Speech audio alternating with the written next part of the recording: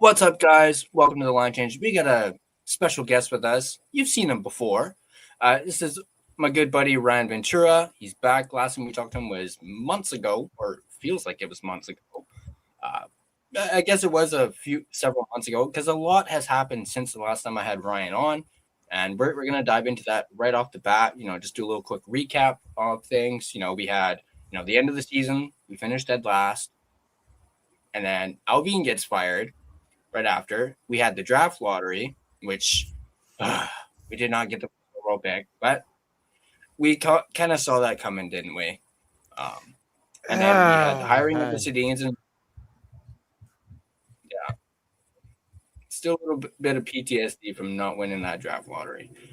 Sorry to interrupt. Please continue. Hired the Sedins. Hiring of Sedins and Johnson, firing of Adam Foote. I kind of have it in chronological order here. Hiring of Manny Malhotra. Just quickly, your thoughts on the new regime and all this stuff that happened since the last time you and I spoke. Man, I was actually watching the draft lottery at my dad's place, and we're relaxing and having beers, and we're really stoked. I myself as a fan, I wanted the Vancouver Canucks to really get that number one pick. We've had nothing but bad luck in this franchise's history, and I felt like the hockey gods were going to finally give us a bone, and it didn't work out that way. I remember I was just sitting at my dad's place, we're watching, and he was like, "What's going on? Is that it?" And I had no reaction. I didn't even I was pretty much stone dead. I didn't know what to say. My dad was cursing out the TV, and I was just shaking my head, and I just had to take it for what it is. I mean, sure. It's number three. Number three is not bad. Whatever player we get at number three is going to be an excellent player for the build of the franchise. But I was just selfishly hoping that, we could have got that number one, we've never had the first pick. It would have been so nice. And as for the regime change, I feel like this is as good as it gets. It's the right move, especially when you're trying to get the trust of a lot of fans that have jumped off the bandwagon. Even loyal fans. I know some of my really good friends, they've been lifelong Canucks fans too. They don't even want to follow the franchise anymore. And guys like you and I, it's we've suffered for a long time too. And I'm not turning back. But if anyone wants to leave, I can't even blame them. It's hard to it's hard to even have an explanation as to why you dedicate your time, your money, and energy to something that seems very fruitless. But with the regime change, it brings a bit of hope. It brings a lot of nostalgia, and hopefully a renewed culture. I mean, the Sedins doing small things like going to Canucks Place and trying to bring back charity initiatives. That's a really good start. And who knows what's in store for us as fans when the season starts, but they're off to a good start. But I know if we're gonna be realistic and honest with ourselves, it might be some really tough years, trying to get off the ground and back to respect.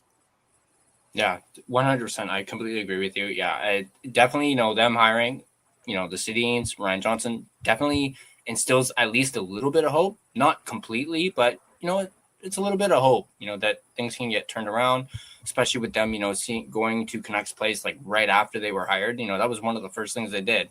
So that just shows you the type of people they are. Like I said, lots of hope going into this season. We'll obviously see as the offseason unfolds some of the moves they make. I know they've signed a few Abbotsford guys the last couple of days.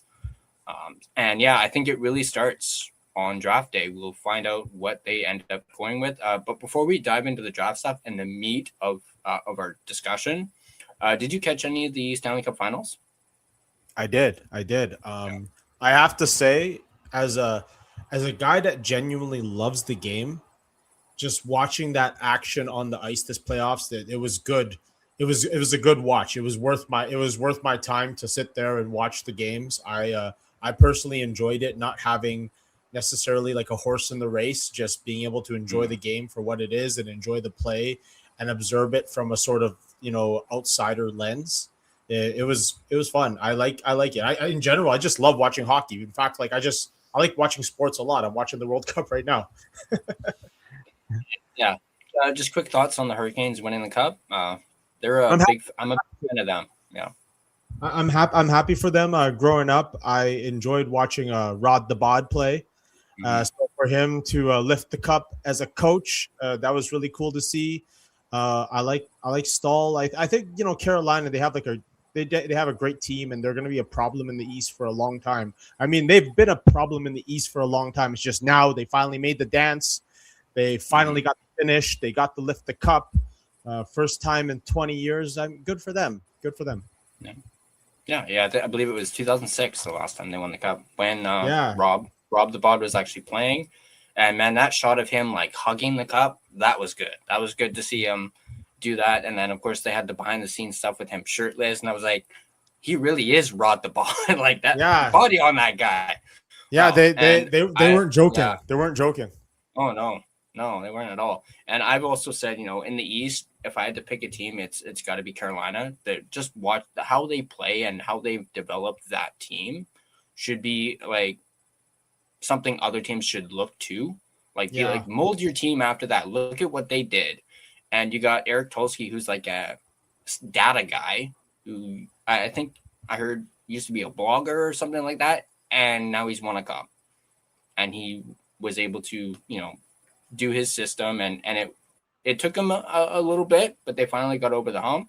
So yeah, I'm absolutely ecstatic for Carolina. I mean, I'll always cheer for whoever against Vegas.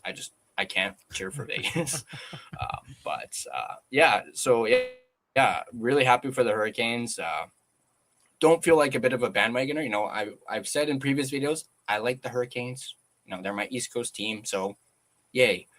But let's get into the meat of this and the main topic of our discussion. Obviously, we kind of hinted at the draft lottery earlier. I obviously titled this "The Canucks' Impossible Choice at third overall" because it really is a impossible choice. Now, I did include Stenberg versus Malhotra in the title, and obviously, it's not a guarantee that Stenberg will fall, but a lot of people are doing the whole Stenberg Malhotra, dilemma. So let's start off.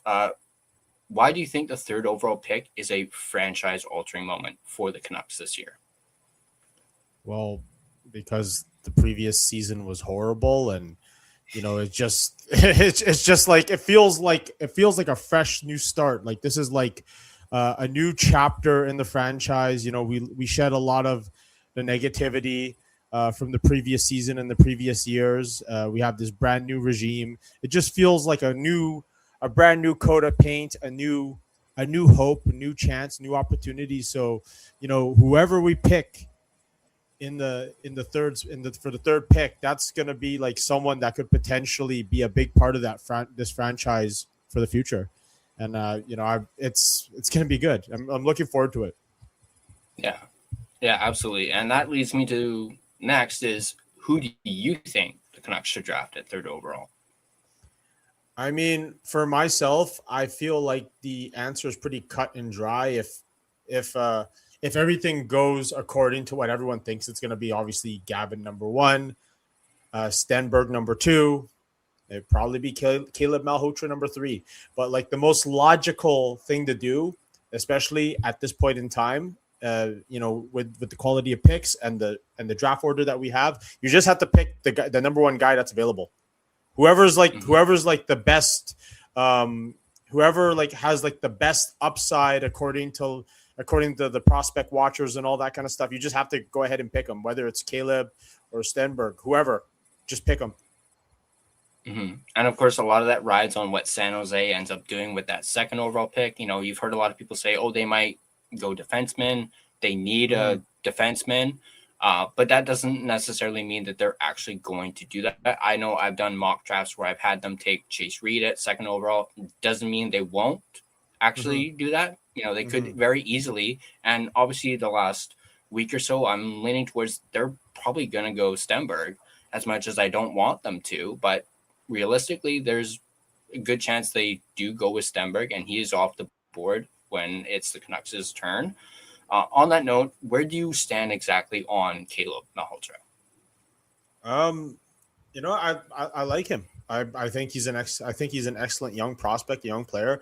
I know the idea that he might potentially play for his dad, for some people that might raise a little bit of concern. But I feel like, Manny in the press conferences, I think he said all the right things, where like, whenever I talk to my kids, I'm either dad or coach. Which one do you want to talk to? And I feel like, especially at the NHL level, the highest level of professional hockey, you kind of like are conditioned to like recognize the difference between personal and business. At least like you think they would, but like I feel like the Caleb and Manny, they would be able to separate the two things, and there's going to be no preferential treatment. In fact, I feel like if Caleb gets drafted by the Vancouver Canucks, Manny's going to be harder on him than anyone else. Mm-hmm. Agreed. And that was actually my next question on the whole situation. I've always said, it's not really an issue for me. I know the type of person Manny is, and I know the type of person that Caleb is. They're almost the same person. Just obviously, a big difference in age, but he was molded by Manny, so he has that same mindset that me has. And of course, they both spoken how, like you said about the press conference, Manny was like, which one do you want to talk to, dad or coach? And a lot of the time, Caleb's like, I want to talk to coach, not dad.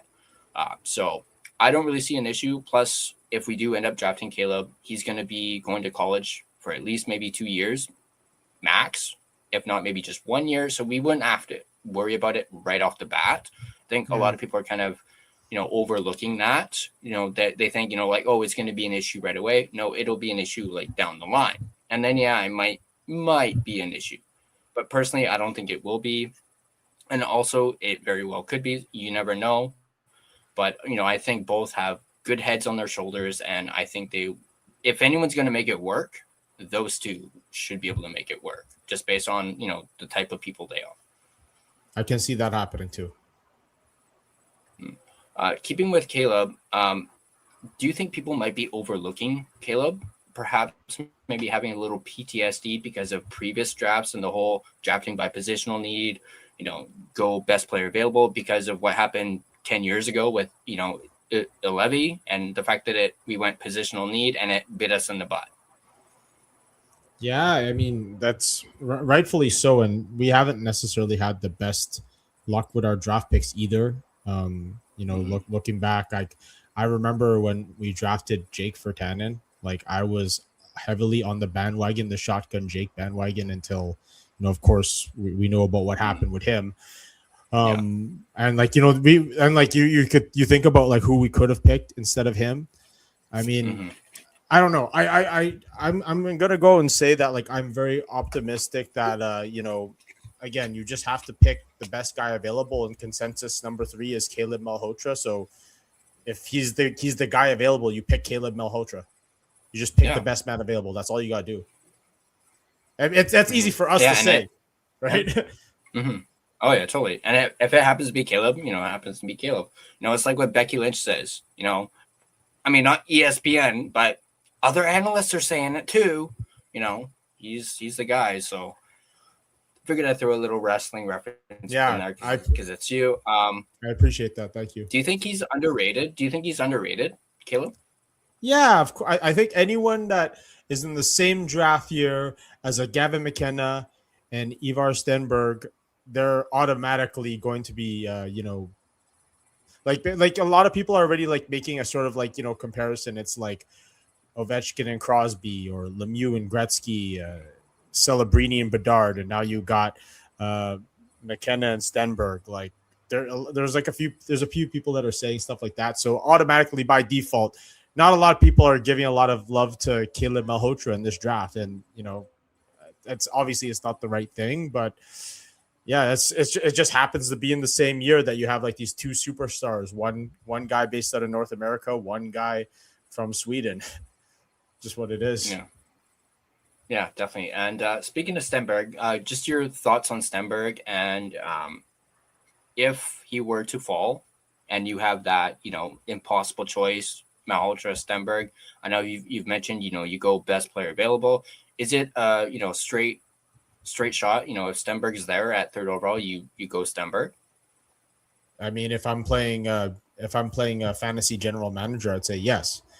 But I mean, like, there's a lot of factors from the Canucks office where that they have to consider, and maybe just having Malhotra's relationship with the coach, that might even be an advantage too, because like I told you before, if Caleb Malhotra gets drafted by the team and he has to be coached by his dad is going to be harder on him than any other player on the team by default. So there's that, and that could be a positive or negative depending on how you look at it. But I feel like it could be very positive for them. Totally, yeah, totally. Like I've said previously, I'm torn between Stenberg and Malhotra. It's 1 week I'm like pro Stenberg. I mean, I was pro Stenberg all the way back in December. And then, we saw this rise from Malhotra in the, second half of the season. He just shot like a rocket up the boards. I think even like a year ago, he wasn't even in the first round, or he wasn't even on people's radar a year ago. We always knew McKenna was talked about. I'm not too sure if Stenberg was talked about this time last year or back in September. I believe he was. But Malhotra, nobody was talking about Malhotra. And now he, from December on, he's just shot up, surpassed, in some people's opinions, the likes of Reed. He's been that third overall pick for months now. And that's when I really started, paying attention to Caleb. And, actually saw like highlights from him, saw the way he played. And of course, he blew up in the playoffs. And you're just like, wow, like this kid is good. And we also know that we need center depth. So that is, adds on to it. And, that's where I think the whole positional need, best player available dilemma starts, is we know we need center depth. He's a center. And a lot of people are saying he's like the top center. Some could argue it could be Vigo Bjork, who's a fantastic player himself, and we'd be lucky to get him. But again, it's that impossible choice, like, is this going to, kick us in the butt if we end up not going Malhotra, and then we see years from now being like, oh man, that kid Malhotra, he's freaking good. We had a chance to pick, there is that possibility that we could not pick Malhotra. And I'm not saying Stenberg, but it could be like a Chase Reed or something like that. And years from now, we might be like, remember when we had a chance to get Malhotra and we needed that center depth, and then we went defenseman instead? It's like I said earlier, PTSD from 10 years ago. And the thing about the draft is it's not always promised that you're going to get, like, it's not going to pan out. It doesn't always. A big chunk of the times, it never really pans out, actually, if you really think about it. Yeah. I mean, plus a lot of people are saying this year's draft in particular, like I've talked to a few prospect guys, and they've said this is very unpredictable. This year's draft is going to be very unpredictable. It's not clear cut on who goes 1, 2, 3. I know consensus right now is Gavin McKenna going 1. Stenberg could very well go 1. You never know. Until draft day, until you hear his name get called out. And it's the same thing with the top 3.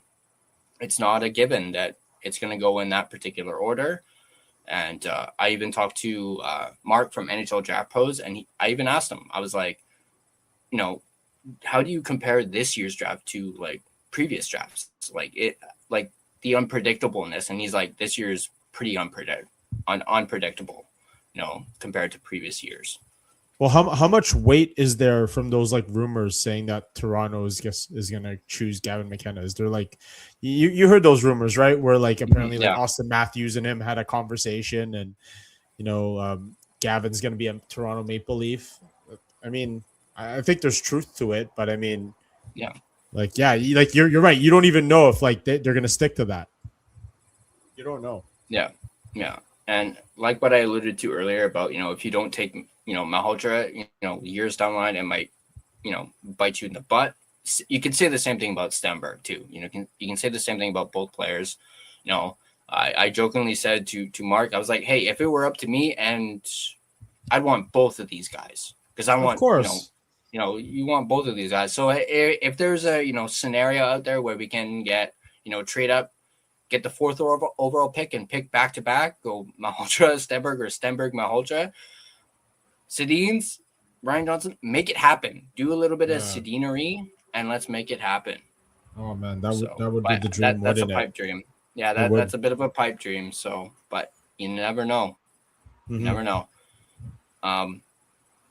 Yeah, like I said, I've been back and forth with Stenberg. Like this, like honestly, draft day is going to be very like I thought the draft lottery was nerve wracking.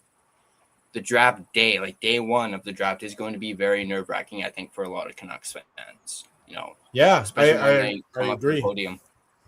I mean, before we learned that we were getting the third pick, like I kept telling myself as a fan, it's gonna be Gavin, just because the way that he plays the game, that's the kind of hockey that I like. Mm-hmm. And it would be like the injection into the franchise that is desperately needed.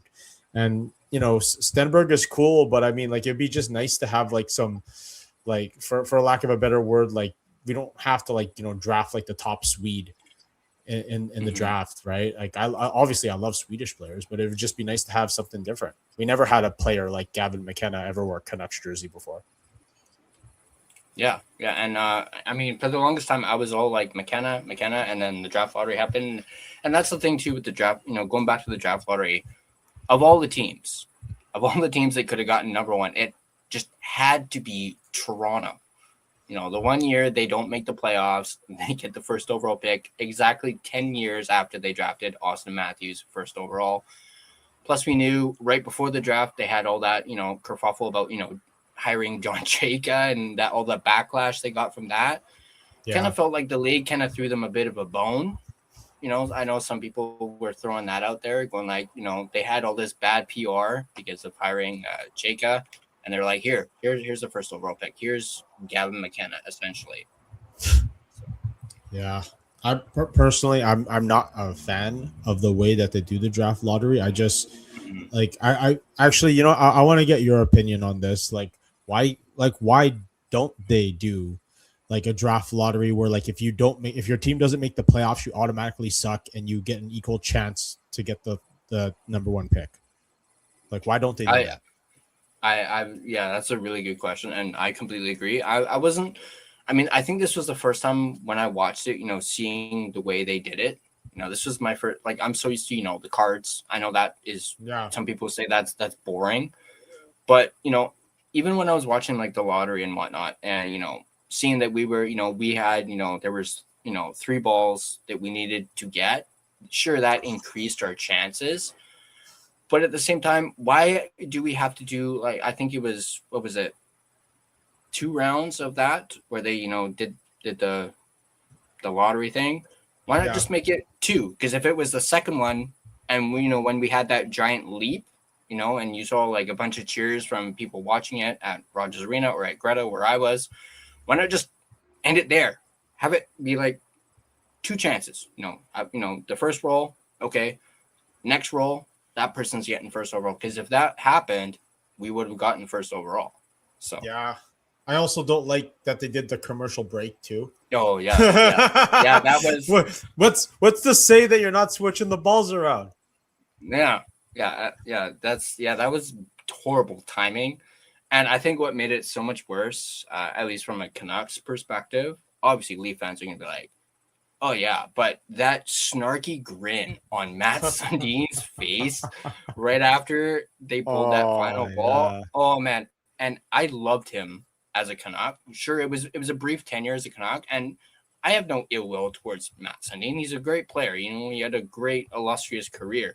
But just that smug smirk on his face, I'm like, I wanted to go full rock on his ass. Be like, how's your lips? Yeah. Whack. Yeah. So, man, that part I did not like at all. Yeah, I didn't like that either. Like that was so frustrating. Yeah. Like I didn't even have I didn't even have a reaction to it. I just put my head down and I was like, I can't believe I'm watching this right now. This sucks. Yeah. Yeah. And that was I think that was his first day on the job too, actually, with the Leafs. First day on the job. Like first or second day, something like that. Yeah. Yeah. Yeah. The fact that, he gets hired and then boom, here's the first overall pick. And it's just like, really? Really? Hockey's not fair, man. Hockey's not fair. Yeah, another little wrestling reference in there. If you're really, yeah. Now you're making me go Miz on you. we still got a little bit of time, but Sure. did you watch any of the NBA finals? I know there was a lot of talk about that too. I did actually, like, especially when our team doesn't make the playoffs. It's like, well, in terms of sports, what do you watch? Well, the World Cup is on right now. Thank goodness for that. The NBA finals, like I myself, I'm one of the few Filipino people out there that are not like super invested in the NBA, but I respect it. I respect it a lot. And I have to say that this year's NBA finals, I was highly entertained. Mm-hmm. I was highly entertained. Maybe not fans of the San Antonio Spurs. They weren't entertained, but if you want to talk about like suffering as a sports franchise, the New York Knicks have suffered for a long time. Oh yeah. Yeah, sure. Yeah, sure. Before this recent championship, they do have rings, but majority of the people out there do not remember them ever. They weren't even alive when they won that championship. It's kind of like that with the Montreal Canadiens too. There's a lot of people out there. They weren't even alive in 1993 when they won their last cup. Right? Yeah. What wasn't it? 1963 or 73? The last time the Knicks won. That was 73. It was 73. Yeah, that was before I was born. Yeah, and I'm old enough to remember when the New York Knicks were playing the Houston Rockets in 1994 in the NBA Finals, because that was also the same year when the Canucks played the New York Rangers in the NHL Finals, and we all know what happened there. And that's, you want to talk about PTSD. I was 7 years old at that time, and I still have PTSD from that. Oh yeah. That's like me in 2011. I was old enough to, well, not too like. I wasn't as in tune in 94. Like I was around, but I didn't know. I was only 3 years old, maybe. I think you were 3 years old in 1994. Yeah, I was born in 91. So okay. Just I thought, I was like, oh shoot, man. I was 7 years old, and then obviously 2011. It's much more raw because like I was an adult. Yeah, I was a young adult when the Canucks had the 2011 run. That's very fresh still to me. Mm-hmm. And then now we kind of got that little bit of nostalgia because, the Sedins. Did you see that? I think it was a rumor. I don't know. I haven't heard anything about it since, about them, maybe bringing in Alex Edler to the I heard that rumor, front office. Yeah. And now we've heard nothing about it since. Why not, man? Like, whoever can contribute to the team, Alex Burrows, Alex Edler, Yannick Hansen, whoever, man. Whoever's available is down to work for the team. Like, why not? At this point in time, like, they tried everything. They tried getting, guys with illustrious resumes and Stanley Cup winners and all that kind of stuff. And has any of that paid off so far? No. Has it worked out? No. So, like, might as well just get some guys that actually care about this franchise and wants to see them win.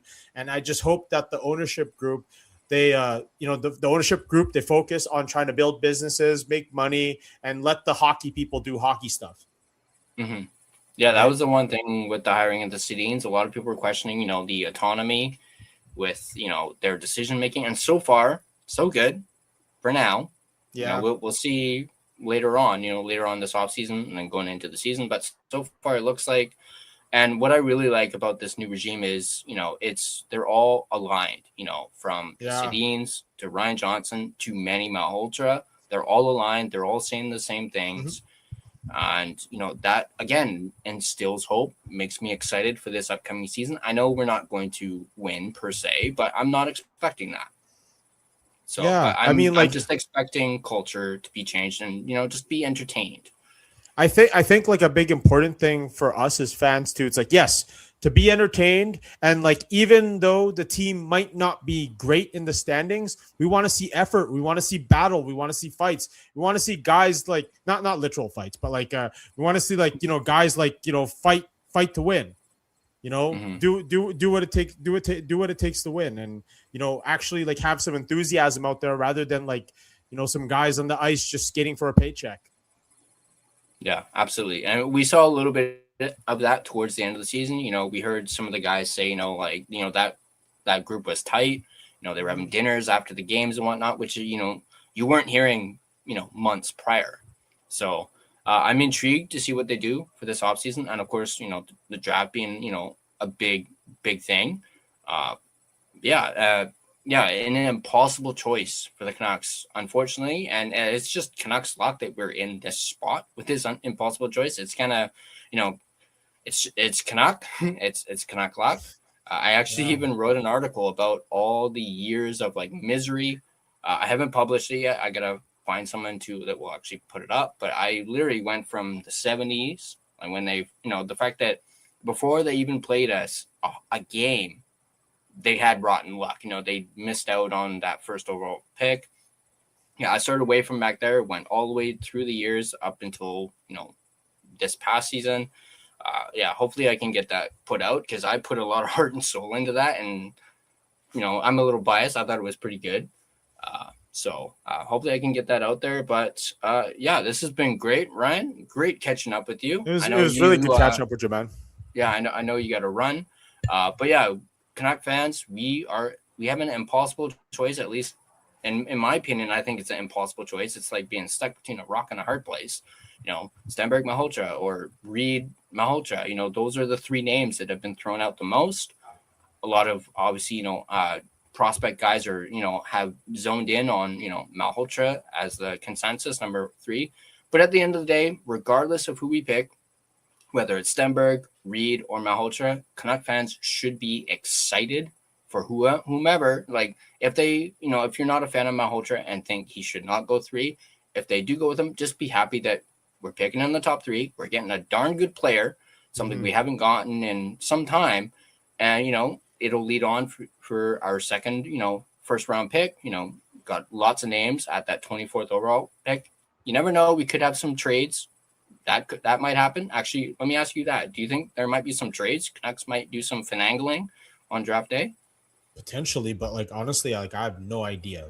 I don't have the slightest clue as to who they can move right now. I guess the easiest choice right now would be Jake DeBrusk. Mm-hmm. Just because, there's been reports out there that he's not interested in the current situation with the team right now. So I think he's the easiest guy to point at. And I love Jake DeBrusk. I think he's an excellent player. But, if he doesn't want to be a part of the team, then, more power to you, bro. Find a move, right? I'm curious to know, if something could happen with Elias Pettersson. But I don't know, man. Who's going to take that Who's going to take on that salary? Yeah, it'll definitely be interesting to see how he does, especially with, Ryan Johnson and the Sedins now in charge. I know Ryan Johnson's kind of spoke about him saying, I know a lot of fans did not like that where he's like, I'm, clean slate, which you could say is a good thing. He doesn't want, because obviously the previous regime, they had, their thoughts and opinions on him and very well warranted because, he did not come in to camp prepared, but maybe the way they went about it did not help. So they're trying a different way, which there's nothing wrong with that at all. Try a different way, reset, be like, we want to make sure you're in the right mindset and, we want you to contribute, but we're going to do what the other regime did not do, which is, make sure you're in the right, just you be you, which I think was a big, strong point made by Ryan Johnson. I really like that he said that, we want you to just be you. Because we remember Rick talking was like, oh, we're going to reprogram him. It's like, no, don't make him something that he's not. Yeah, I remember that. And in some ways, maybe talk also stunted his growth as a player. Mm-hmm. If you really think about it, because PD was a different player before Talk, and I don't know what happened. We don't know what's going on, in the locker room and all that kind of stuff. Yeah. It's easy for me to say things like, oh, maybe PD also needs needs to see a therapist, a sports psychologist, things like that, which I highly recommend to everyone. If you need that for your mental health, to see a therapist or a counselor, or sports psychiatrist, whatever it may be, please see them. Right. Yeah. Maybe because I know for myself, not at the highest level of sports, myself going to counseling and therapy for my own mental health, it's actually been extremely beneficial for me and helps give me mental clarity on how I should navigate my own personal life. So, who knows, maybe that could be something that he needs. And especially with, the amount of, resources that he has, it's never been a better time to see a sports therapist, honestly. Absolutely. I agree 100%. But this has been great, Ryan. Like I said, I know you got to go. We kind of ran on, but I wanted to ask you about that. But yeah, this has been great. Definitely will have you on. Of course, you're always welcome here. And Thank you, man. I appreciate that. rain check on that beer from the last Long, time I remember. And long time coming, brother. Like long time coming. Yeah. Where are you? Are Absolutely. you streaming for the? Are you streaming during the draft? Or are you going anywhere for that? Yeah, I'll be streaming at least day one because that is probably the most important day. I'm still haven't decided on day two yet, but yeah, maybe we'll figure something out for draft day because I have booked those 2 days off. I made that very clear to my work. I need those 2 days off at least. Those are pretty big days. Yeah, we'll definitely try and catch up, have that beer, maybe talk about who the Canucks end up drafting. We'll see. And maybe even later on in the season, of course, as well. Absolutely. But like I said, this has been great. Great to catch up with you. And yeah, very excited for this upcoming season. What the offseason may bring to us. We've already seen a couple trades, and Stanley Cup final ended only a couple days ago. So maybe that'll start ramping up for the Canucks and for all the other teams as well. But once again, this has been great, Ryan. Before we sign off, quick shout out to DraftKings, and they have a message they wanted to share. It all comes down to this: a best of 7 battle, and DraftKings has you covered every step of the way. The DraftKings Sports app is now available in all 50 states and includes all markets. Sweat every shift of the series all in one place with one app. New DraftKings customers sign up with code THPN, spend $5 to get $200 in rewards within 21 days. That's code THPN in partnership with DraftKings. The crown is yours. Bet with DK Sportsbook. Gambling problem? Call 1-800-GAMBLER. 1-800-MY-RESET. New York, call 877-8-HOPE-NY or text HOPE-NY. Connecticut, call 888-789-7777 or visit ccpg.org. On behalf of Boot Hill Casino in Kansas, bet text pass-through may apply in Illinois. 21 and over. Void in Ontario. Event contract trading with DraftKings predictions involves risk of loss. Sportsbook bonus bets expire in 7 days. $50 in predictions dollars issued weekly for 3 weeks expire in 1 year. Redeem one non-withdrawable reward. Availability varies. Predictions offer void in New York. Ends June 28. Terms at dkng.co/audio.